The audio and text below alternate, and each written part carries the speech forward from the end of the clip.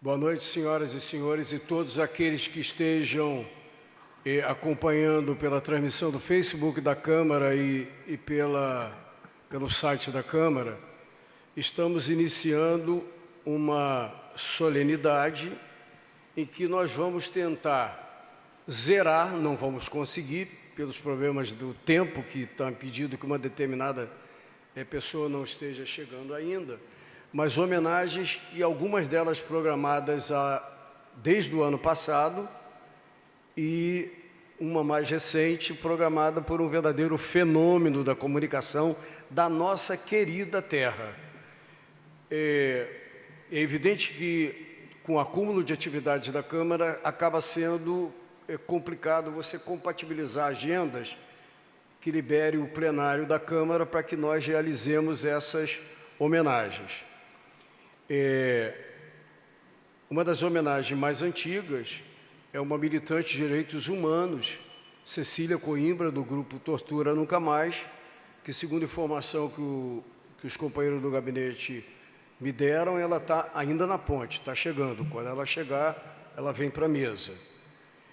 Uma outra homenagem importante vai ser, infelizmente não para ele, mas para os seus familiares, vai ser para alguém muito querido na cultura da cidade de Niterói, no samba da cidade de Niterói, que faz parte da nossa cultura, que é o Wilton do Candongueiro, que está aqui representado, que já não está mais entre nós, está aqui representado pelo seu filho. A outra homenagem seria, esse já avisou que não vai poder vir, Pedro Alves Filho, que é um companheiro engenheiro de 45 anos, tem 5 anos a mais do que eu, e que foi um personagem importante na luta contra a ditadura militar, esteve exilado no Chile, e depois de um certo tempo no Chile, lutando contra a ditadura do Pinochet, foi levado, teve uma autorização para sair do Chile e viveu uma parte da sua vida em Estocolmo, na Suécia, onde fez mestrado e doutorado. Normalmente engenheiros não são bem assim dedicados a esse tipo de luta, mas esse, bem como meu querido companheiro Chacon, são exceções na engenharia. Normalmente engenheiro costuma achar que é importante fazer uma ponte que não cai nunca, mas não se liga muito nas questões ligadas a direitos humanos e na luta contra a ditadura. Temos exceções, uma delas é o que seria, a gente vai ter que marcar um outro dia, seria homenageado no dia de hoje. E a mais recente homenageada, que tem um monte de fã, que é a Isabelle, que foi uma revelação importantíssima. E como na terra de Araibóia a gente é muito bairrista, fica todo mundo super feliz de ter a Isabelle como uma das homenageadas. Então, nós vamos compor imediatamente. Cecília, vamos esperar ela chegar. Queria chamar o companheiro Ivan para fazer parte da mesa, representando a família Candongueiro, do querido Wilton.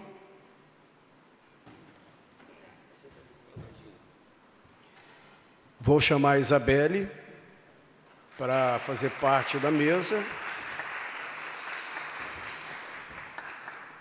Como eu já falei, o Pedro não vem e a Cecília está a caminho. Essas singelas homenagens, elas têm como...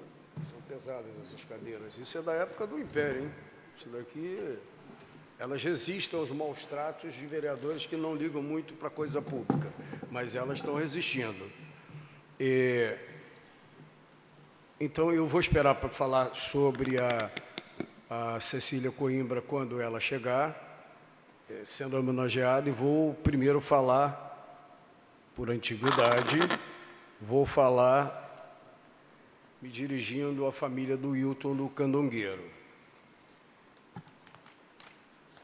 E para quem está com fome, depois tem um pequeno coquetel ali. O presidente da Câmara é muito zeloso pelo bem-estar estomacal, inclusive das pessoas que vêm às nossas audiências. Essa homenagem aos amigos e familiares do Wilton do Candongueiro. É um ato proposto por um vereador, que no caso eu, mas ele é aprovado por todas as pessoas em sessão plenária da Câmara. E essa foi aprovada em 7 de outubro de 2022. Nós estamos no final do ano de 2023 e vamos finalmente, para além de visitarmos oportunamente, né, Estelinha, o Candongueiro de novo, vamos conseguir fazer essa homenagem. Quem foi Hilton Lopes Mendes, pai dele? O famoso Hilton do Candongueiro, músico e criador da mais tradicional roda de samba da cidade de Niterói, o Candongueiro, situado em Pendutiba, e que funciona como espaço de resistência do samba e da cultura brasileira há mais de 32 anos. Teve um momento da vida que teve que se transferir para o Jardim Caraí, um lugar super especial, que era um lugar adorado por uma pessoa queridíssima da cidade de Niterói, que foi o ex-vereador João Batista Petersen Mendes, que era frequentador. Eu era roqueiro, né? Ele era mais sambista, então ele frequentava cotidianamente, era muito amigo do Hilton, amigo da família do Candongueiro. Foi nessa roda de samba que nomes consagrados como Dudu Nobre, Bete Carvalho, Monarco, Dona Ivone Lara e Nelson Sargento fizeram apresentações históricas, além de ter servido como palco para novos grandes bambas do samba, como músico e arranjador Paulão Sete Cordas, sempre regada a muita música boa e alegria. Portelense, eu sou mangueirense, mas portelense, socialista, eu também sou, Hilton acreditava na cultura como parte da emancipação de todos e todas, e que o samba tinha a melodia certa, não só para cantar sobre o amor, mas também para denunciar as mazelas do nosso sofrido povo. O ex-vereador, saudoso companheiro Petersen, foi um assíduo frequentador e um dos fundadores do Candongueiro, justamente por ser um espaço que já nasceu para se colocar na defesa da resistência e do fortalecimento da cultura popular. E foi como local de resistência que a roda de samba do Candongueiro se ergueu, e depois de uma perseguição que levou o tradicional espaço de Pendutiba a um fechamento temporário, quando ele foi para uma loja, um espaço no Jardim Caraí, João Pessoa? Na João Pessoa, se ergueu, e depois de uma perseguição que levou o tradicional espaço de Pendutiba a um fechamento temporário, se tornou, através da Lei Municipal 3.343 de 2019, patrimônio cultural e imaterial da cidade de Niterói, em uma iniciativa da então bancada do Partido Socialismo e Liberdade, através dos mandatos vereadores Paulo Eduardo Gomes e Talíria Petroni. Hoje o Candongueiro segue firme, resistindo. Hilton nos deixou no último domingo, isso nós estávamos falando em 2022, após complicações de um acidente vascular cerebral, um AVC, deixando sua amada companheira de vida e de samba, Dona Hilda, que esteve ao seu lado na fundação do Candongueiro, e o filho, Ivan, que também seguiu a trilha dos pais e se tornou músico. Que esse legado permaneça vivo para sempre. Viva Hilton do Candongueiro, viva o samba. Nesse sentido, o mandato do Paulo Eduardo Gomes envia moção de pesar, era pesar naquela época, hoje nós lembramos da memória dele, queremos cultuar e preservar a memória do que significou, não só para a família, para nós, amigos do Hilton, o Candongueiro de Niterói. Nesse sentido, o mandato do Paulo Eduardo Gomes envia moção de pesar aos amigos e familiares pelo falecimento deste grande expoente do samba, exaltando seu legado de resistência e de defesa da cultura nacional. Brígido Tinoco, 7 de outubro de 2022. Nós estamos conseguindo entregar mais de um ano depois, e depois eu vou entregar a moção. Eu queria, Serginho, bate uma foto aqui eu entregando a moção, depois nós vamos abrir um espaço na mesa para que Ivan possa falar. Levanta aí, Ivan.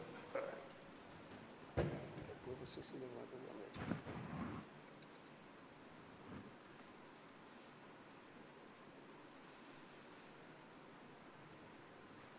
Tá bom? Pode? Vou abrir para você.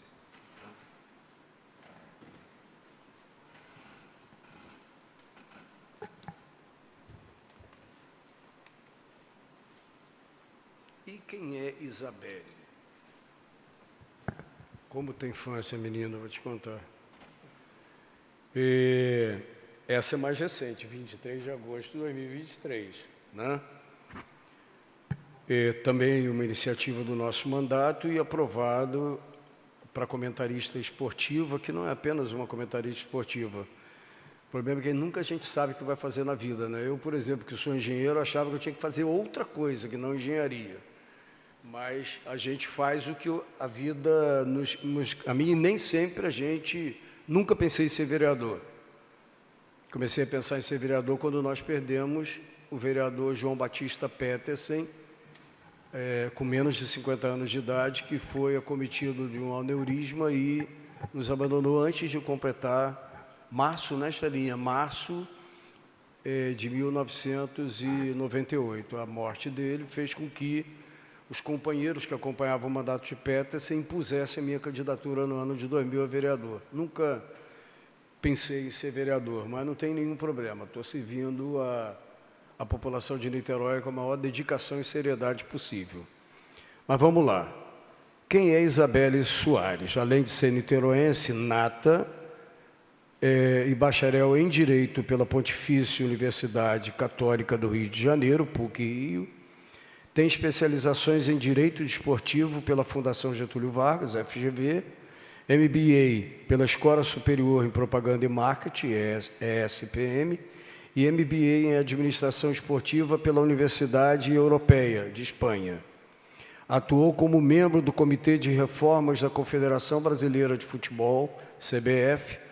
Atualmente, Isabelle é comentarista de futebol feminino da Flu TV, querida Flu TV, canal do Fluminense Futebol Clube, seu time de coração. Nem todo mundo é perfeito, né? Despontando pelo seu talento e perspicácia de suas análises, o que chamou a atenção do streamer Casimiro Miguel, do canal Casé TV, que tem revolucionado a dinâmica do jornalismo esportivo nacional, que através da internet passou a transmitir importantes campeonatos do Brasil e do mundo, sendo inclusive o principal canal a transmitir a Copa do Mundo do futebol feminino. Isabelle chega em um contexto diferente para o esporte. Pela primeira vez na história, a CBF leva para a Copa do Mundo uma seleção feminina com uma estrutura inédita, contando com um núcleo de saúde, voo fretado e materiais esportivos como uniformes desenhados especificamente para jogadoras. Além disso, a seleção conta com uma comissão técnica predominantemente feminina. Por óbvio, essa estrutura não chega perto da que é destinada aos times masculinos, mas mostra um novo tratamento dispensado para as nossas atletas, coisa que Isabelle pode comentar, porque vive cotidianamente essa realidade. Além disso, a Copa do Mundo Feminina conta com uma cobertura jornalística feita por jornalistas e comentaristas mulheres. Na Casé TV, Isabelle conta com um time de comunicadoras competentes, como a jornalista Fernanda Gentil, a atriz Valentina Bandeira e com Letícia Macedo, uma jovem de 18 anos que tem despontado como uma das principais vozes da narração esportiva do Brasil. Cenário este completamente diferente de 30 anos atrás, quando o futebol feminino recebia investimento pífio, inclusive da própria CBF, sem contar com o preconceito que recebia do grande público, pois mulher não joga futebol, entre aspas, era o que se dizia na época. Assim como podiam dizer que mulher não narraria jogo, nem comentaria jogo de futebol. Nesse sentido, a Câmara Municipal de Niterói, através do mandato do vereador Paulo Eduardo, envia a presente moção de aplausos a Isabelle Soares por sua brilhante atuação na função de comentarista esportiva, que leva o nome da nossa Niterói para o resto do Brasil. É muito bairrismo, né? E para todo o mundo, mostrando, a despeito dos machistas de plantão, que mulheres podem, sim, jogar e falar sobre futebol como gente grande. Tá? Passamos agora as mãos da Isabelle. Monitora-se, sim. vou ficar, deixa eu ir para aqui para baixo, eu já sou maior do que ela e fica...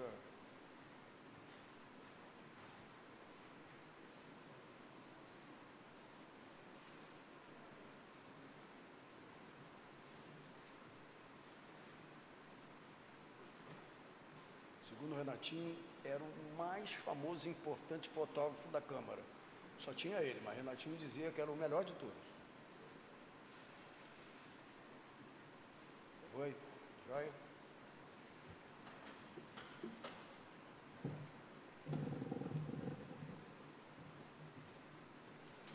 Sim. Mas monitando essa semana. E ver se ele está vivo ainda.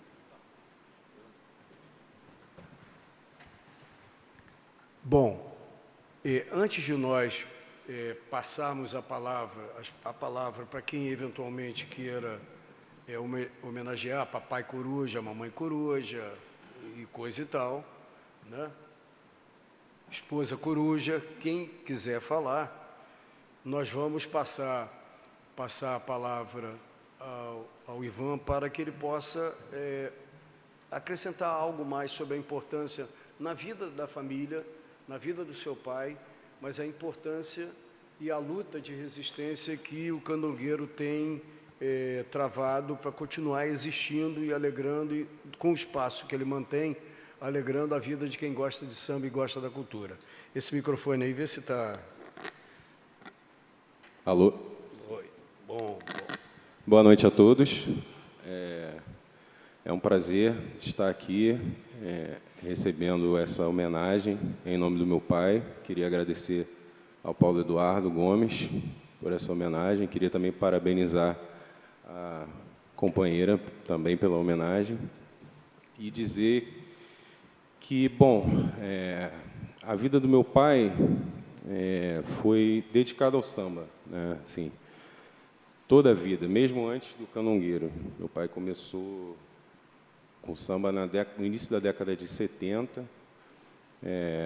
com o grupo Vissungo, é um grupo que existe até hoje, e ele, com esse grupo, ele acompanhou artistas como Clementina de Jesus, Aniceto do Império, enfim, muitos outros. E no final da década de 80, né, quando meu pai e minha mãe se mudaram para ali, para Pendotiba, onde hoje é ali Rio do Ouro, né, onde hoje é o Candongueiro, eles começaram a fazer encontros de samba, né, na nossa casa. Eu era criança, eu tinha 6, 7 anos. Mas já tinha uma experiência desde os 15 dias de nascido no samba, né, porque eles me levaram para o primeiro samba, eu tinha 15 dias de nascido, na praia de Itaipu. E aí, eles começaram essas festas e começou a dar muita gente lá na casa deles. E meu pai sempre teve vontade de ter um espaço dedicado ao samba, e assim eles fizeram e fundaram o Candongueiro. Inclusive, o Candongueiro está fazendo 33 anos na data de hoje, porque o Candongueiro foi fundado no dia 23 de novembro de 1990. Né? Então, são 33 anos dedicados aí realmente ao samba, né? Meu pai sempre foi muito rígido com relação às raízes, né? E, bom, eu tento manter a mesma, não digo rigidez, mas o mesmo respeito pelas origens, pelas raízes do samba.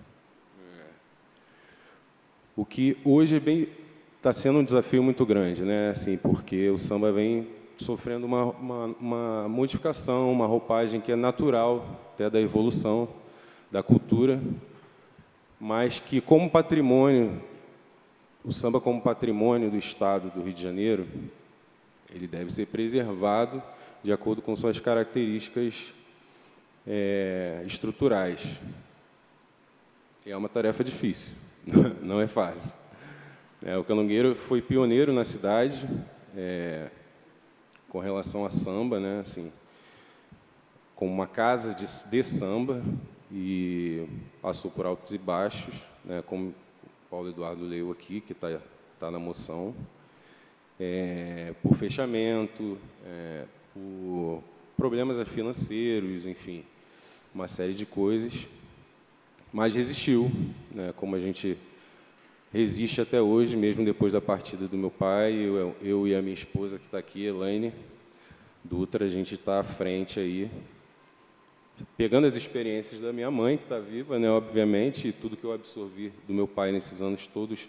Eu cresci ali dentro do Canongueiro, comecei a tocar com 5 anos, eu já tocava percussão, e aos 9 eu comecei a tocar clarineta na banda do Colégio Salesiano, Santa Rosa, e sempre no samba e no choro, frequentando as rodas de samba aí, casa da Dona Neném, Oswaldo Cruz, do seu Manasséia, casa da Tia Surica, enfim, milhões de lugares de samba, né, e fui aprendendo. E fui aprendendo a amar o samba também, né, como meu pai amava. Então, a gente hoje segue resistindo, né, também com muitos problemas, mas hoje a gente tem parcerias que como a Realize Cultura, uma parceira nossa, que a gente escreve projetos e tenta entrar em editais e tal, e temos conseguido. Mas, mesmo assim, manter a casa sustentável é uma tarefa difícil, não é uma tarefa fácil. Mas estamos aí, né? Como samba, a gente resiste, a gente vai resistindo. E agradeço muito a vida do meu pai, né? Porque foi uma vida muito bonita, assim, né? Esse propósito dele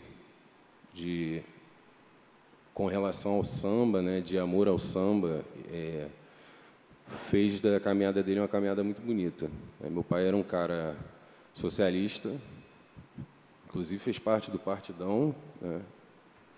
Fundado em Niterói. Fundado em Niterói, exatamente. Meu pai cursou Geografia na UF, mas por causa de uma briga política com o professor, abandonou o curso 6 meses antes de se formar. E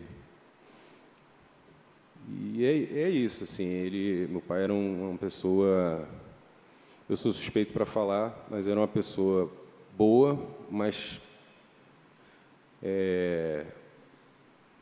desde que não pisassem no calo dele, principalmente em relação ao samba e política. Meu pai não era tolerante mesmo. Né, Heitor? Heitor sabe muito bem. Então, acho que é isso. Hoje a gente vem fazendo trabalho de salvaguarda do samba, né? A gente vem continuando esse trabalho de salvaguarda do samba como patrimônio cultural e material do Estado do Rio de Janeiro. E hoje, graças ao projeto seu e da Thalíria, o Canongueiro também é patrimônio cultural e material da cidade de Niterói. E o Canongueiro também é ponto de cultura viva da cidade. Então, eu quero agradecer mais uma vez essa homenagem e obrigado a todos. Uma boa noite a todos.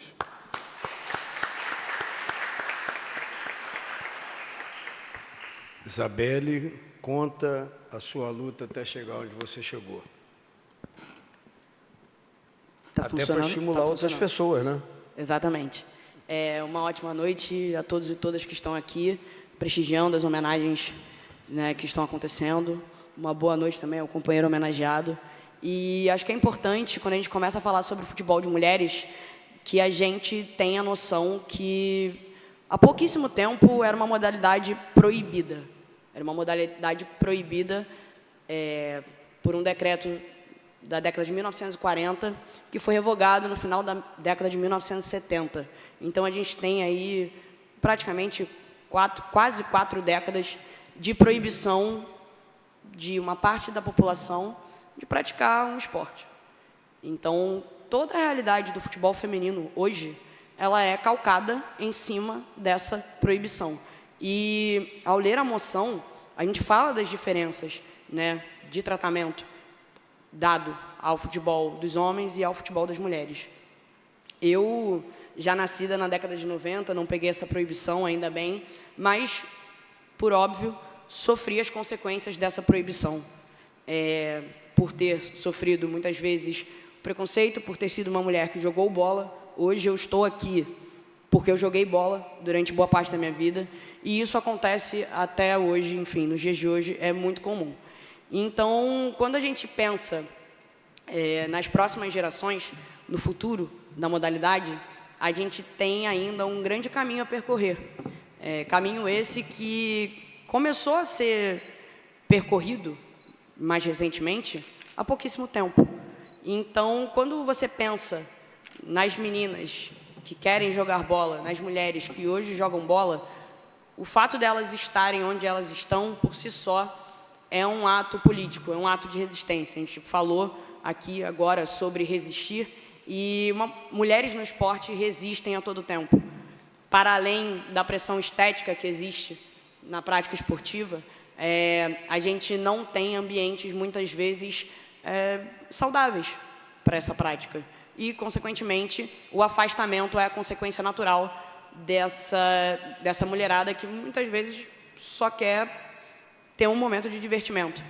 E, a partir do momento que eu decido seguir na minha carreira profissional enquanto estudante de Direito, e os caminhos da vida vão me levando cada vez mais para o esporte, que era algo completamente inevitável, eu vejo que poucas são as mulheres que lá estão, poucas são as pessoas que eu tinha, poucas eram as pessoas que eu tinha como referência.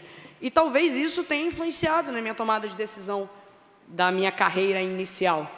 Só que eu nunca me imaginei longe do esporte, até mesmo dentro da faculdade de Direito, eu sempre me afeiçoei muito mais pela área do direito desportivo do que qualquer outra. E a consequência natural disso foi sair cada vez mais do direito e enxergar no esporte como um todo, como uma ferramenta de mudança social, o meu lugar no mundo. E, consequentemente, hoje eu tenho o privilégio de estar onde eu estou, sendo comentarista da Flu TV, sendo comentarista da Cazé TV, não sendo comentarista apenas de futebol feminino, porque isso também muitas vezes é algo que reservam para as mulheres, e isso também exime os homens de se dedicarem à modalidade. Exatamente. Então, também é uma situação muito cômoda. E o meu papel nesse mundo é influenciar as pessoas para que elas me olhem e pensem, eu posso chegar lá. Eu não tive muitas pessoas para olhar e pensar, eu posso chegar lá. Mas eu quero que as pessoas me olhem e falem, poxa, ela está lá, ela abriu portas, outras pessoas abriram portas antes de mim, e que a gente continue abrindo as portas dessa modalidade que é tão importante, enfim, para a sociedade. A gente fala muito que o Brasil é o país do futebol. Não é. O Brasil é o país do futebol masculino. O Brasil não é o país do futebol, porque as mulheres ainda é renegado esse direito. Ainda existe muito preconceito, ainda existe muita resistência. Então, cada pequeno passo que a gente dá rumo a um tratamento mais igualitário, às mesmas condições de trabalho, mesmas diárias de trabalho, voos fretados, uniformes próprios, cada pequeno passo que a gente dá, que pode parecer pouco, é muito se a gente comparar a realidade dos homens e das mulheres. E, para finalizar, quando o futebol feminino ele é liberado no Brasil, ele deixa de ser proibido, a seleção masculina de futebol ela já é tricampeã. O nosso tricampeonato masculino foi conquistado em 1970. E essa proibição ela cai no final da década de 70, mais especificamente em 1979. Então, não tem como a gente exigir dessas mulheres o que a gente exige dos homens. É até uma cobrança completamente descabida e desproporcional. E que daqui para frente os caminhos se abram cada vez mais para nós, mulheres, comentaristas, locutoras, jornalistas, fãs, praticantes dessa modalidade que encanta um país inteiro, e que a partir desse momento a gente consiga galgar novos degraus, avançar cada vez mais na pauta. Isso é muito importante. Sem dúvida, essa moção é um passo em direção ao que a gente chama de ideal, que ainda está muito longe de acontecer, mas que a gente está caminhando para isso.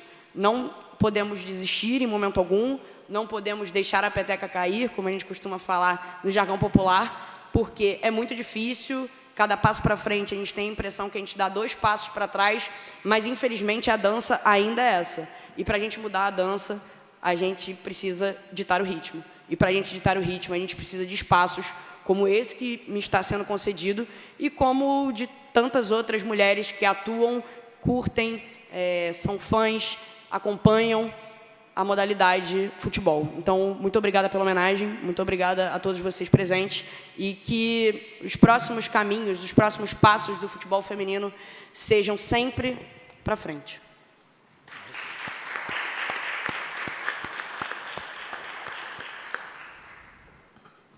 Vou abrir o espaço para quem quiser desejar fazer papai, mamãe, vovó e quem desejar. Você está inscrita? Clarice.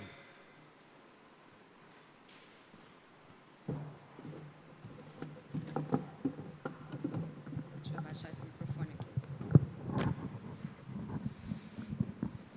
Bom, boa noite a todos. Para quem não me conhece, eu sou Clarice Chacon, sou advogada, assessora do Paulo, mas resolvi falar hoje também porque eu sou do samba e sou tricolor.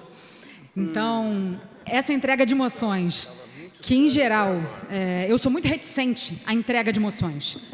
Eu sempre desconfio que muitas pessoas que recebem as emoções, que são homenageadas, não têm tanto mérito assim, que há uma certa banalização nesses aplausos ou nesses pesares.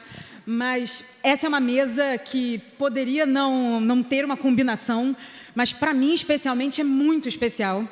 Eu nasci em Niterói, sou niteroense, né, e passei a minha infância inteira dormindo no carro da minha mãe no Candongueiro, porque não estava no samba com 15 dias, como o Ivan, mas a minha mãe sempre foi do samba, amiga da Hilda, né, sempre muito presente, então a minha infância foi passada ali. E também, através da minha mãe, eu herdei o time de futebol.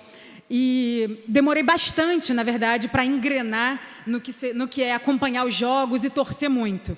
Mas tem um significado muito especial no que está acontecendo aqui hoje, que é, de fato, não é todo dia que uma mulher é comentarista de futebol, que ela fura essa barreira, esse teto de vidro, e não é todo dia também que uma casa de samba como o Candongueiro, que lançou gente, o Zeca Pagodinho começou lá, Bete Carvalho ia para lá com frequência, assim, quem é mais antigo do que alguns dos que estão aqui, viveu isso.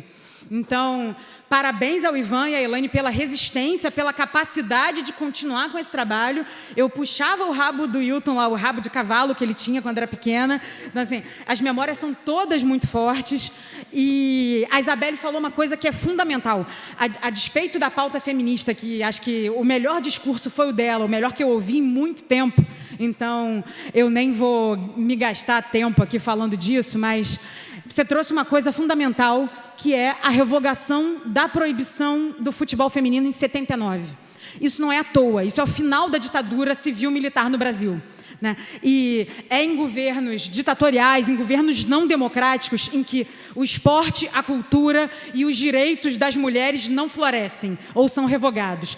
Então, essa mesa também é um exemplo do que a gente precisa sempre defender, que é a democracia, o direito das mulheres, a cultura, o esporte e que a luta sempre avance. Então, parabéns a vocês dois mais uma vez.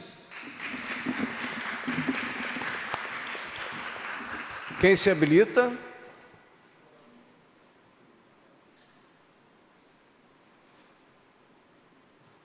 Você está se aproveitando do fato de que o único vereador presente seja eu, portanto, posso abolir a necessidade de paletó, terno, etc. Claro. Porque, por mim, no país tropical, a gente não teria isso daqui, mas...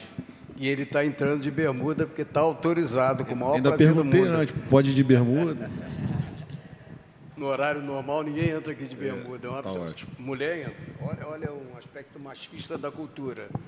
Mulher pode entrar de bermuda, mulher pode entrar de shortinho, homem, se não entrar de terno e gravata, não entra no plenário. Absurdo. Mas vamos lá, companheiro, tudo bem? Bom te ver aqui. Boa noite, Paulo. Boa noite a todos. Boa noite a todos e todas. Queria parabenizar, né, as moções que estão sendo entregues hoje. Parabenizar a Isabelle, que estou conhecendo hoje aqui. Importante reforçar, né, essa questão da presença feminina nos esportes, a luta que é diária, né? Então, queria parabenizar, vou conhecer melhor o trabalho, vou acompanhar a partir de agora, mas subi aqui para poder falar um pouquinho sobre o Candongueiro, sobre o Wilton, né, o trabalho que a gente vem realizando, no caso eu com o Candongueiro há pouco tempo, apesar de ser, digamos assim, um frequentador do Candongueiro há muitos anos, né? Talvez não tantos anos que nem Clarice, mas há alguns anos. Mas, assim, primeiro, só para falar do Wilton especificamente, queria só contar uma história rápida aqui em relação a quando a gente fala que, assim, que ninguém segurava o velho, era no sentido dessa questão política, né, dele ser um defensor do samba e ter essa veia política forte. Nós, quando fizemos, no meio da pandemia, a gravação da série do Candongueiro 30 anos, que foi feita lá no Candongueiro, que a gente chama em clima de ensaio, né, porque não podia ter público, uma das coisas que foram engraçadas, porque como era um recurso que vinha através do governo federal, e a gente tinha no governo federal, na presidência, a figura que eu prefiro nem dizer o nome, o Wilton, a gente ficava numa tensão no seguinte, de como tinha uma prestação de contas do recurso, né, no final das contas, se algumas palavras a gente ia manter ou não mantinha, porque o Wilton, ele fazia questão de a cada intervalo de uma música, proferir a palavra que era o cântico da esquerda na época, que era o Fora Bolsonaro. Então, a gente ficava tenso, mas assim, não tem como segurar o cara. O cara ele não pedia licença e era um defensor realmente do samba e vamos dizer assim, né, das pautas que são as pautas importantes, né, para a população, para a periferia, da onde está grande parte do pessoal do samba, né? O Ivan falou em relação ao Candongueiro, que o Candongueiro é ponto de cultura. E aqui em Niterói já existe um trabalho de cultura viva sendo feito em Niterói, uma referência na questão da cultura viva. E tem um parceiro nosso, que é o David Alexandrich, que ele sempre fala uma coisa que é muito importante. Eu queria até fazer uma crítica, que eu acho que é muito importante da gente ter em mente, porque os eventos, né, de comemoração de aniversário da cidade são importantes, quando se faz esses grandes shows, etc. e tal. Mas, às vezes, falta um certo cuidado do poder público, não digo nem do parlamento, não, assim, do poder executivo em si, um certo cuidado de olhar para as casas de samba, para os fazedores de cultura da cidade, para entender o quanto, muitas vezes, esses grandes eventos impactam a sustentabilidade desses lugares, né? Assim, se faz, às vezes, uma programação sem muito cuidado, no sentido de uma disputa com esses produtores culturais, né, com esses lugares de cultura, com esses espaços de cultura, e também a falta de cuidado de quando, é óbvio que a gente quer ter os shows na cidade para fazer a festividade, né? Mas quando você, por exemplo, marca um evento com um grande show de samba, com um destaque nacional, no dia, que é um dia que sempre aquela casa de samba abre, e ela depende de abrir, então, assim, e aí disputa, o mínimo que teria que acontecer era pedir para esse grupo de samba abrir o show onde essa sambista vai se apresentar. Então, é legal deixar isso registrado, que eu acho que é uma pauta importante que o Paulo, com certeza, vai trazer de alguma maneira aqui para a Câmara, enfim, para plenário, para os vereadores poderem debater. Mas o David fala uma coisa que é importante, que é, quando a gente faz política pública para a saúde, a gente pauta sempre pela ausência, né? A falta de um hospital, a falta de um posto de saúde. Quando a gente faz política pública para a educação, está aqui minha irmã, que é professora aqui da rede, sabe disso, que é a falta da creche, a falta da escola Elaine também, que trabalha em uma escola do município, né, Elaine? É sempre pautada pela falta. A cultura é exatamente o contrário, é aí onde mora a cultura viva, que é pautar pela presença, pela potência e não pela ausência. Os fazedores de cultura, os lugares que produzem cultura, seja em qual linguagem for, estão sempre fazendo cultura e sempre se mantendo fazendo cultura na ponta. E essa potência que tem que ser vista. A política cultura viva, a gente gosta de reforçar a política cultura viva porque é uma política que pensa dessa maneira. E hoje a gente tem Niterói como uma das referências de cultura viva, em face de que o programa Cultura Viva Nacional ele acabou durante o período da presidência do Jair Bolsonaro e agora está retornando com o investimento do governo federal. Mas Niterói manteve esse investimento, vale reforçar que esse investimento em cultura viva realmente é muito importante.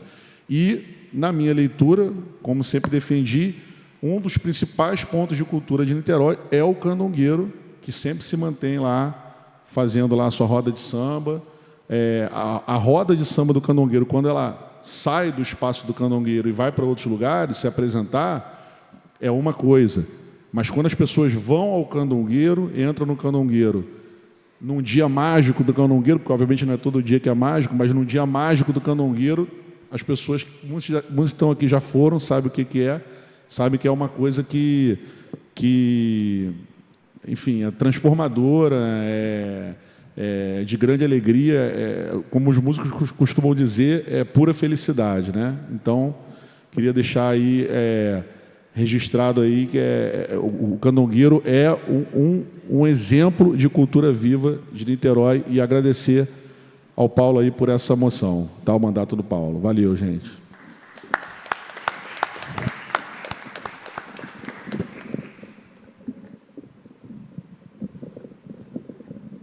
A terceira homenageada, ela entrou ali, daqui a pouco ela está saindo. Que alegria vê-la de novo. Não vejo Cecília há muito tempo. Antes que ela venha fazer parte da mesa, tem alguém do plenário, mamãe, papai, que queira falar alguma coisa?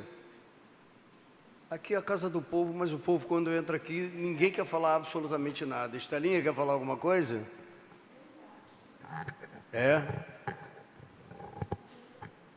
Ninguém mais quer falar, mamãe não quer falar nada. Pô, sua filha está esperando que você fale alguma coisa.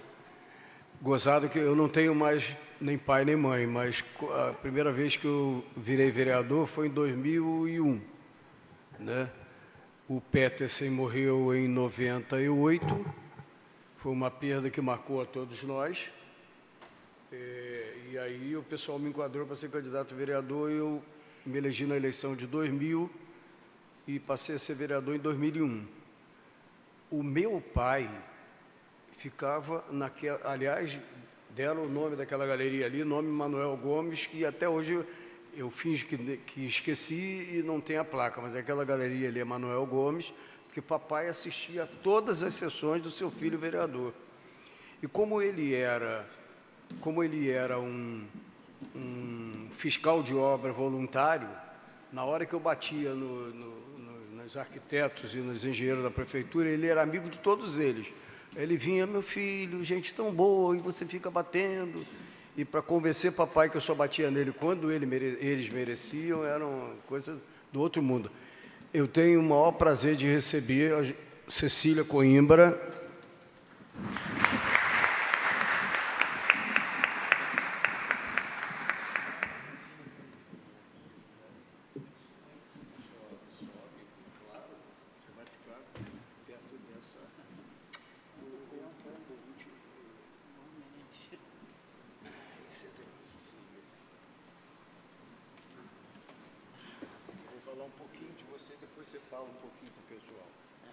Agradeço.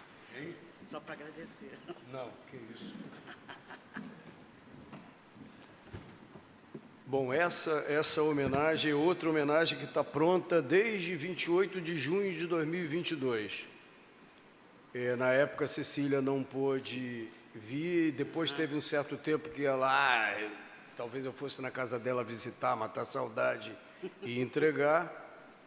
Além de uma amiga importante na luta em defesa dos direitos humanos, é irmã de um colega meu da Embratel, engenheiro também da Embratel, Emídio. Está bem ele? Está bem de saúde, Emídio? Tá. Melhor do que você, né? Quem? Aposentado que ele está, mas tudo bem. Operou, acho. Quem é Cecília, pessoal? E quem é o grupo ao qual ela pertence? E pertencia, coordenava, etc. Cecília Coimbra é carioca, nasceu em 1941, desculpa eu dizer a sua idade, já militava em 64. 41. Tem 82 anos. Pois é. E já militava em 64. Foi presa e torturada pela ditadura militar brasileira. Psicóloga, professora adjunta da Universidade Federal Fluminense, já está aposentada, pós-doutora em Ciência Política pela Universidade de São Paulo, USP, ex-coordenadora da Comissão Nacional de Direitos Humanos do Conselho Federal de Psicologia, fundadora e ex-presidente do Grupo Tortura Nunca Mais, fundado em abril de 1985. Tornou-se uma referência no cenário nacional e internacional por sua luta pela memória do período da ditadura civil-militar, contra a tortura e em defesa dos direitos humanos. Nesse sentido, ela recebe essa moção. Quem é o Grupo Tortura Nunca Mais? O Grupo Tortura Nunca Mais, do Rio de Janeiro, foi fundado em 1985 por iniciativa de ex-presos políticos que viveram situações de tortura durante o regime militar e por familiares de assassinados e desaparecidos políticos, tornando-se, pelas lutas em defesa dos direitos humanos, referência importante no cenário nacional. Considerando que o regime ditatorial contribuiu decisivamente para o esgarçamento e a deteriorização de valores, o Grupo Tortura Nunca Mais se constituiu em um importante centro sobre a memória do período da ditadura civil-militar. O Grupo Tortura Nunca Mais Rio de Janeiro tem assumido um claro compromisso na luta por direitos humanos, pelo esclarecimento das circunstâncias de morte e desaparecimento de militantes políticos, pela memória histórica daquela época, pelo afastamento imediato de cargos públicos das pessoas envolvidas com a tortura, pela formação de uma postura ética, convicto de que essas são condições indispensáveis na luta contra o esquecimento e o silenciamento dos crimes de ontem e de hoje. Entidade ilibada continua denunciando antigos e novos casos de tortura e exigindo a responsabilização dos que violam os direitos humanos. Nesse sentido, enviamos moção de aplausos para o Grupo Tortura Nunca Mais do Rio de Janeiro pela sua luta em defesa dos direitos humanos do Estado Democrático, 28 de junho de 2022.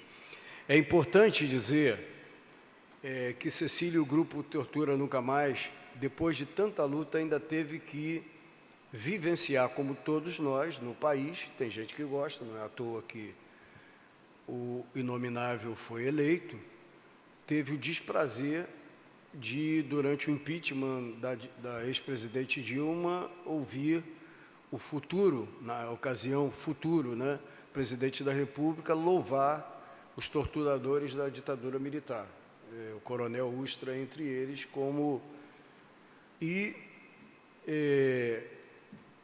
numa análise de que esse mundo está muito estranho e de que muita coisa que a gente imaginava estar para trás começa a reaparecer, acabamos de ter a eleição na Argentina, aqui pertinho da gente, de um presidente da República com características absolutamente estranhas, com defesas absolutamente estranhas, que tem entre os seus ministros figuras que defendem a ditadura militar, algumas delas defendendo a própria tortura do regime da ditadura militar na Argentina. Portanto, essa, um tanto quanto tardia homenagem, que ela poderia já ter recebido há mais tempo, é uma homenagem que reforça a necessidade de nós fortalecermos aqueles que, apesar do passar da idade, apesar dos cabelos brancos, ela não pinta mais, apesar dos cabelos brancos, continuam na luta, perseverando na defesa dos direitos humanos. Eu queria passar agora, deixa eu te apresentar, Ivan, filho do Wilton do Canungueiro, e Isabela, que é uma jovem jornalista do jornalismo esportivo. São os homenageados. O outro seria, você conhece, Pedro Alves Filho, que não pôde vir, estaria aqui conosco, para nossa satisfação, não pôde vir no dia de hoje. Queria vir, mas não conseguiu chegar até aqui. Então, eu vou passar a palavra agora para a Cecília, para que você fale um pouco da sua vida, fale um pouco da análise. Pode falar, eu sei que você fala pouco, igual a mim. Então, hein? Não entendi. Vem aqui falar comigo, eu sou cego surdo. Vai ali para a tribuna? Não, pelo amor de Deus. Não estou entendendo. Ah, sim. Sim, aí fico fazendo mímica, eu sou surdo e cego. Não, não. Ah, tem que tirar foto de você me entregando, não é isso? Ah, sim. Ah, para lá, né?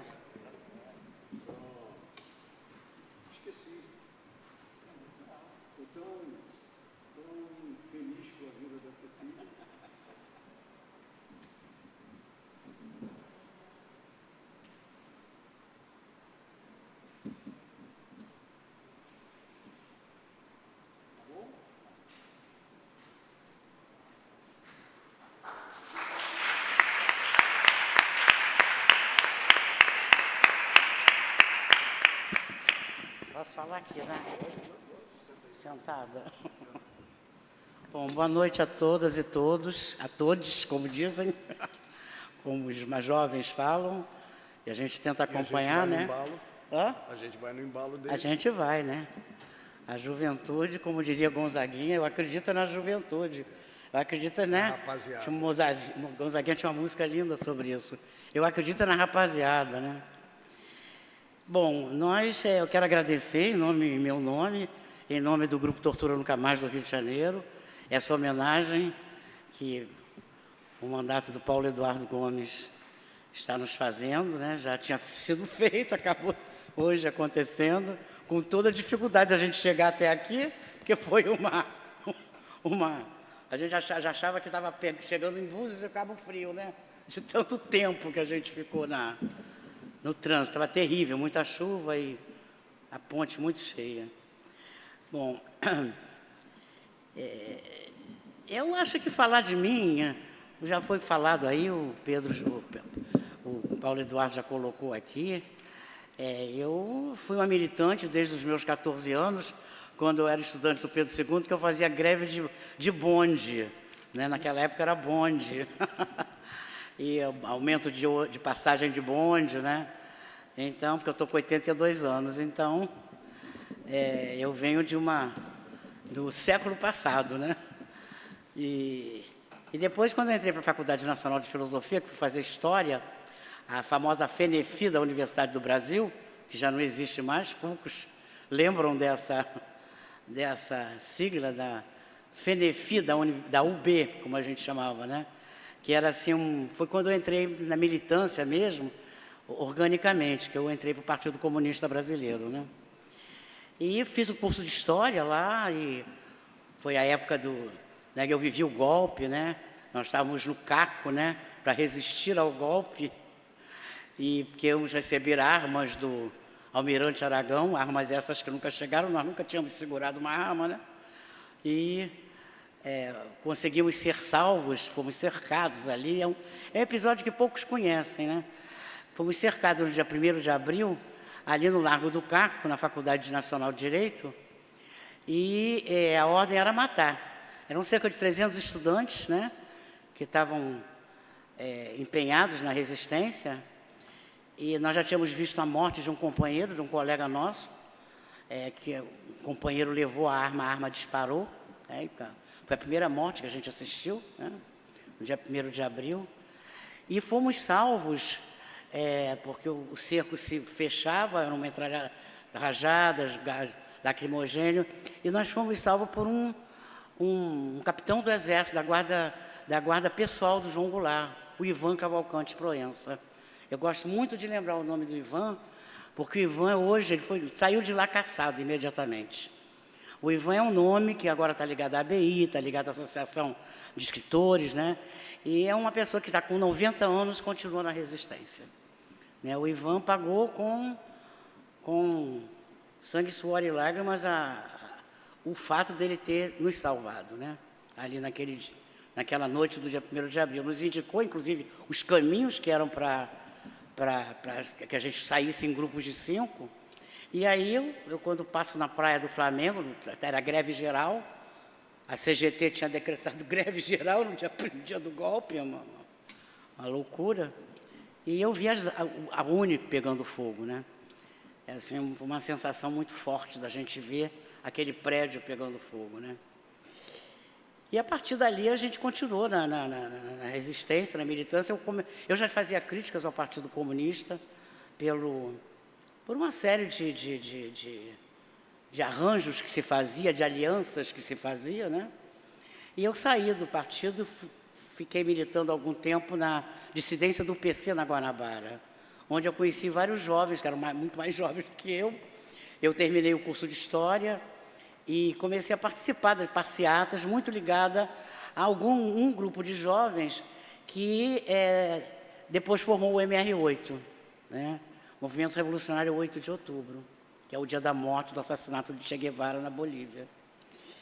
E eu não cheguei a entrar para a organização, eu dava um apoio, né? E a gente começou, companheiros nossos entrando na clandestinidade, alguns sendo presos, né? Aí vem o AI-5, que a coisa piora mais ainda, é realmente um golpe dentro do golpe. E, a partir dali, a gente realmente foi o terror que se implanta, né? Em todos os sentidos. A tortura como instrumento oficial do Estado, né? E eu fui presa em agosto de 1970, fui liberada em novembro, foram 3 meses e meio que eu fiquei no DOI-CODE, no Polícia do Exército, da Barão de Mesquita, né? Ali perto da Praça Sans Penha, na Tijuca. E, na época, a gente tinha abrigado pessoas que tinham se envolvido no sequestro do embaixador norte-americano. Porque a nossa casa era uma casa que a gente tinha legal, a gente não era clandestino, a gente tinha uma vida legal. Eu era professora de História, era estudante de Psicologia. E a nossa casa abrigou muita gente, de várias organizações, porque nós não estávamos ligados a nenhuma, embora tivéssemos um pouco mais vinculados ao MR8. E várias pessoas do sequestro do embaixador norte-americano ficaram lá em casa, né? A gente guardou muitos deles, o Gabeira, o Franklin Martins, e muitos outros que morreram, né? Posteriormente. E em 70 a casa estava sendo observada, nós não sabíamos, havia havido uma denúncia, tinha ocorrido uma denúncia contra nós, não sabíamos, e eu acabei sendo presa junto com meu marido à época, e ficamos 2 dias no DOPS, no presídio São Judas Tadeu, né? O prédio do DOPS que a gente tenta fazer o tombamento, até hoje não conseguimos. E depois de 2 dias a gente foi para o DOI-CODE, né? E aí saímos do purgatório para ir para o inferno, né? E realmente, porque naquele momento tinha havido o sequestro do embaixador do embaixador alemão, naquele julho de 1970, e eles não sabiam de nada, acharam que, como nós tivemos alguma ligação com o sequestro do embaixador norte-americano, nós saberíamos alguma coisa do sequestro do alemão. Eram outras organizações que fizeram, o pessoal do PR, pessoal ligado ao Lamarca, na época, inclusive, e que não tinha nada a ver com o sequestro do norte-americano, que foi feito pela LN e pelo MR8. E a Bahia realmente foi um horror. Eu não tinha, mas eu vou mandar para você, viu? Quando eu fiz 80 anos, foi período de pandemia, né? Em 21. E eu fiz o lançamento de um livro de memórias, que eu escrevi durante a pandemia. Porque eu tinha escrito um depoimento para a Comissão Nacional da Verdade e para a Comissão Estadual da Verdade, que foram comissões extremamente limitadas. Nós fazemos críticas muito sérias às duas, a esse tipo de reparação que o Estado brasileiro fez, né? Fizemos críticas muito sérias. E eu, vendo uma entrevista do Caetano Veloso, no dia 7 de setembro de 2020, no início do governo do fascista do Bolsonaro, e ele apresentava um documentário onde ele falava da prisão dele, né? E parecia inquisição, porque ele ficou preso 1 mês sem saber do que estava sendo acusado, né? E ele conta um lance muito bonito, que mexeu muito comigo, e foi ali que eu decidi escrever alguma coisa. O Caetano conta que, num determinado momento, quando já foi permitida a visita da companheira dele, a Dedé Gadelha, na época, um soldadinho abriu a grade para que ele pudesse abraçar a Dedé, né? E aí eu disse, gente, isso aconteceu comigo. E eu nunca narrei, eu só narrei o horror. E aí eu comecei a pensar o seguinte, no horror tem também, sabe, a vida também está ali. A vida também se faz presente ali, né? E aí eu resolvi escrever que, além do horror que eu tinha escrito para a Comissão Nacional Estadual da Verdade, existiam vida em muitas coisas ali daquele inferno, né? E aí eu comecei a pensar e resgatar com outros companheiros. Foi um livro escrito a várias mãos, né? Onde a gente começa a ver a questão da solidariedade entre as presas, né? Como eu fiquei 3 meses e meio incomunicável, a gente recebia muita companheira, né? Era uma cela só de mulheres, isso depois que eu fiquei isolada, solitária. E tem uma série de coisas. Eu lembro que eu vi uma vez, aí começa a memória a aparecer, porque você começa a perceber que no horror a vida insiste, a vida ainda está lá, que a vida insiste, quer a gente queira, quer não, né? Acho que não é à toa que eu estou com essa idade aqui, que a vida insiste em cada um de nós, né? Em cada um de nós, nas coisas que a gente realmente acredita e quer fazer, né? E uma vez a gente não tinha nada, as janelas eram lá no alto, não podíamos ver nada. Eu ficava ajoelhada no chão, e aí eu vi um buraquinho batendo, no chão, onde entrava um raio de sol, e eu olhei e falei assim, eu vi um musgozinho verde. Aí eu disse, gente, olha que coisa bonita, olha a vida aqui, né, chamando as companheiras para ver. Então, esse livro chama-se Fragmentos de Memórias Malditas. Eu não tinha nenhum em casa. Invenção de Cid Mundos. Eu vou depois trazer para mandar para você, né? Eu faço questão que você leia. E relato, teu amigo, né, o meu irmão, participou da rememoração. E aí foi interessante, porque coisas que ele, por exemplo, passou, a casa dele foi invadida, eu não sabia. Quer dizer, quase 50 anos depois, essas memórias são trazidas, né? E aí eu vou conversar com outros companheiros, com meus irmãos, quer dizer, coisas que não se tinha dito ao longo desses anos, apareceram ali, né? Então, é uma coisa assim que foi muito importante para mim, e eu acho que para o movimento também, porque não é uma coisa da Cecília, não é uma coisa de ego, né? É uma coisa assim que eu acho que eu consegui sobreviver, né? Muitos outros companheiros não conseguiram, né? Muitos outros companheiros não estão mais aqui presentes. Muitos morreram, outros desapareceram, muitos enlouqueceram, outros se suicidaram posteriormente à prisão, né? Pela violência que sofreram. E eu acho que como um pouco de protagonismo dessa história que eu tenho, eu acho que como testemunho daquele período, eu acho que é fundamental que a gente que está vivo continue contando isso, né? Continue contando, porque é uma página da história desse país muito pouco lembrada, muito pouco publicizada. Eu acho que o Grupo Tortura Nunca Mais ele surge para isso, né? Para trazer justamente a questão da memória, né? E tentar ligar o que aconteceu há 60 anos, ano que vem está fazendo, com o que está acontecendo hoje, né? Não é só no Rio de Janeiro, não é só no Brasil, né? Em toda a América Latina. Nós temos aqui a companheira Mirta Ramírez, argentina, que veio para o Brasil exilada, né? Foi militante na Argentina, é militante do Grupo Tortura Nunca Mais, no Rio de Janeiro, e isso que você se referiu, né? É a grande onda de direita que a gente está começando a perceber já há alguns anos, né? A eleição realmente desse louco, sei lá o que é, desse fascínora aí, fascista, né, argentino, é uma coisa muito triste para todos nós, né? Muito, muito triste. O que está acontecendo lá na Palestina com Israel é uma coisa assim que sempre os estados genocidas, terroristas, eles são sempre absolvidos. Ou seja, os militantes são, o tempo todo, chamados de terroristas. Eu tenho muito medo de chamar Hamas de terrorista, né? Fundamentalista, sim, uma série de preconceitos, é um grupo religioso extremamente duro, fechado. Agora, terrorista é o Estado de Israel. Eu acho que a gente tem que fazer essa diferença, e que pouca gente faz, né?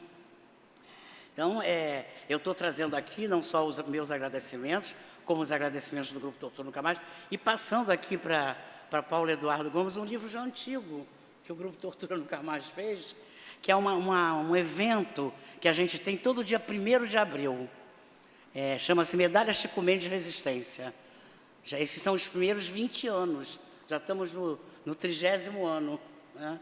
E que são pessoas, personalidades, companheiros, movimentos que precisam de visibilidade, que estão ameaçados, né? E que fizeram alguma luta de resistência, né? A gente hoje tem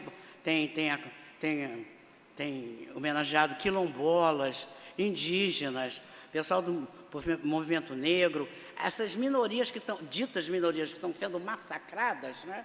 E que precisam de visibilidade, né? Então, todo dia 1º de abril, relembrando os malefícios do golpe empresarial militar, nós fazemos a medalha Chico Mendes de Resistência. Aqui os primeiros 20 anos da medalha. Teríamos que fazer o 2º volume.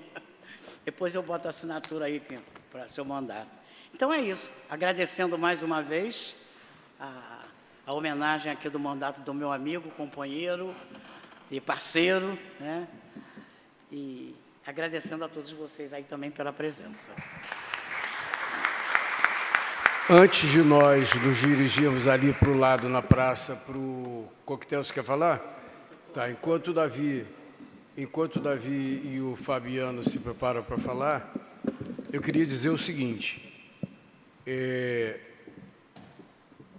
nós não tivemos nenhuma discussão sobre a punição de quem torturou. Justamente. A anistia ampla, geral e restrita colocou uma pá de cal no questionamento àquilo que aconteceu sob a ditadura militar brasileira. Eu acho que nós não podemos repetir o erro de novo. No dia 8 de janeiro, um grupo de inocentes úteis ou não tentaram impedir a posse de um presidente eleito, com o que aconteceu no dia 8 de janeiro. Isso está sendo discutido nos tribunais, pelo Superior Tribunal Federal, e uma coisa que a sociedade brasileira não deve permitir é que haja qualquer tipo de anistia, separando quem intelectualmente tramou daqueles que eventualmente acreditavam que estava fazendo bem da pátria, né? Porque tem um monte de gente boba, inocente nessa discussão, mas que não exista anistia a quem financiou, a quem tentou impedir que o Brasil tivesse um presidente da República, independentemente de eu ter sido do PT, ter trabalhado no PT, nos primeiros governos do Lula, etc., mas um presidente eleito que tentaram impedir de tomar posse com um golpe que aconteceu no dia 8 de janeiro, que nós não tenhamos novamente uma anistia. Não dá para ter anistia para quem cometeu os crimes de tentativa de golpe contra a democracia e o Estado Democrático de Direito no Brasil. Davi e depois Fabiano, e a gente vai para o coquetel. Bom, boa noite a todos e todas. Meu nome é Davi, né, como muitas pessoas aqui já me conhecem. Sou do Movimento Esquerda Socialista do PSOL. Sou assessor do vereador Paulo Eduardo Gomes. Fiquei inquieto ali, querendo falar, porque escutando a Cecília Coimbra, me veio na memória meu pai, né, que inclusive estava nesse acontecimento do CACO. Meu pai era do centro acadêmico também, né? Ele fazia Direito, foi expulso da Faculdade de Direito na época, e aí decidiu, por conta disso, desse acontecimento, decidiu estudar História na UF, e virou um militante histórico da cidade de Niterói, e eu fiquei inquieto para falar isso. Falar também da Belle aqui, que é Isabelle, né, que é minha amiga. A gente estudou junto na Alfa, no Marília Matoso, e sempre jogou bola com a gente, direto. Era uma coisa que era raro, era raríssimo isso. E a gente se reencontrou por um casal de amigos que está aqui também, o Olívio e o Rodolfo. E eu fiquei super feliz de ter... A gente trocou uma ideia e tal, e sobre a importância de ter mulheres nesse espaço, que é o futebol, que cada vez mais vem se desconstruindo, mas ainda há muita luta pela frente. E falar também um pouco do Ivan ali, que eu sou frequentor assíduo da casa de samba mais tradicional de Niterói, né? Diga-se de passagem, e estou muito feliz de estar participando aqui e ter construído junto com o mandato do Paulo. Eu acho que tem um peso grande aqui hoje, né? Que a gente tem samba, resistência, cultura, tem a Belle aqui representando a luta das mulheres no esporte, né? E a Cecília, as mulheres que lutaram contra a ditadura. Então, samba é resistência, lugar de mulher é onde ela quiser e ditadura nunca mais. Obrigado.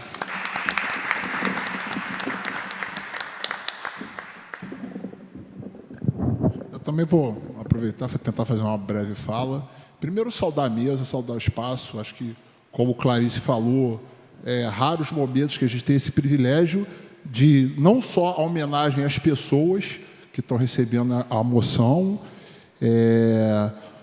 mas também as pautas colocadas aqui, que são muito importantes. Eu, como amante do samba, amante do esporte, do futebol, que é o carro-chefe do esporte nacional, e milito desde muito novo, sou militante político, sei da luta dos companheiros que hoje são mais jovens há mais tempo, estão com cabelo branco e lutaram a vida toda para a gente, inclusive, ter esse espaço aqui, a gente ter o samba como resistência, porque o samba foi perseguido em vários momentos, desde a abolição para cá e antes, o samba sempre foi perseguido, as mulheres sem espaço e a gente, mas uma mulher, uma companheira que lutou para a gente ter a democracia hoje que a gente tem. E esse espaço aqui, como foi falado, são raros momentos que as moções têm tanto peso como tem nesse momento. Eu sou vascaíno, né? Gosto do samba, sou vascaíno. O primeiro time a ter futebol feminino, o primeiro time a receber e lutar pela permanência de negros e operários no futebol. Então, isso também me orgulha muito. Então, dialogando. E a luta da ditadura. Saudar, adoro futebol, acho que as mulheres têm que ter mais espaço onde elas quiserem. E no futebol, que é extremamente machista, é o esporte mais machista do Brasil. Eu também fui frequentador do Candongueiro. Confesso que depois que fechou, não voltei muito, mas antes eu era assíduo frequentador e para o niteroense é muito feliz que os seus colegas cariocas todos conhecem o Candongueiro. O Candongueiro, ele não é um negócio que ele se estende... Não é de Niterói. Se estende para tudo quanto é lugar, todo mundo conhece. Entra casas de samba nova, sai casas de samba nova e o Candongueiro resiste, continua lá e a gente quer que continue por muito mais tempo. E, companheira, orgulho total pela sua história e é graças a você que muitos militantes aí continuam lutando e têm direito de voz e de protestar pelo que acreditam. Obrigado. Bom, agora nós vamos descer, bater uma foto coletiva dos homenageados. Se os familiares depois quiserem bater uma foto também, incluindo todo mundo, e a gente vai ali para o lado onde tem um... Está chovendo? Caramba, dá para se vir aqui no hall? Está chovendo muito, né? É por isso que o Botafogo só está empatando. Deve estar chovendo lá em Fortaleza também. Vamos descer para bater uma foto ali embaixo, velho? Fabiana, ajuda aqui. Cecília, descer. Cuidado, isso aqui derruba vereador.